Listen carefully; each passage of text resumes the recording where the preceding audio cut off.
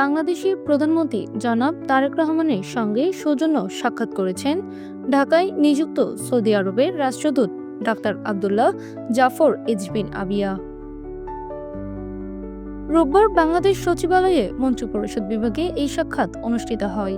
সাক্ষাতে বাংলাদেশ ও সৌদি আরবের মধ্যকার বিদ্যমান দ্বিপাক্ষিক সম্পর্ক, বাণিজ্য ও বিনিয়োগ সম্প্রসারণ, প্রবাসী বাংলাদেশিদের কল্যাণ, জ্বালানি সহযোগিতা এবং আঞ্চলিক ও আন্তর্জাতিক বিভিন্ন ইস্যু নিয়ে আলোচনা হয়।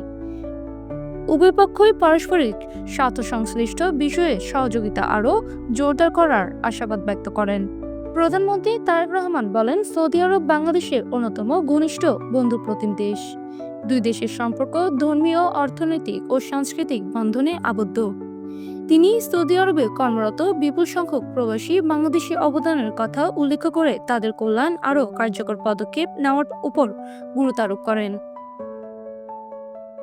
রাষ্ট্রদূত ডাক্তার আবদুল্লাহ জাফর এজবিন আবিয়া বাংলাদেশের আর্থসামাজিক উন্নয়ন ও অবকাঠামো খাতে অগ্রগতির প্রশংসা করেন। তিনি জানান, সৌদি আরব বাংলাদেশে বিভিন্ন খাতে বিনিয়োগ বৃদ্ধিতে আগ্রহী এবং দ্বিপাক্ষিক সম্পর্ককে নতুন উচ্চতায় নিতে কাজ করে যাচ্ছে।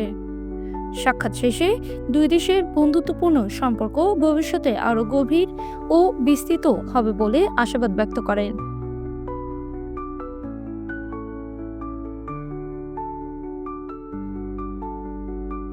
বৃষ্টি আক্তার, PIB ৭১ টিভি।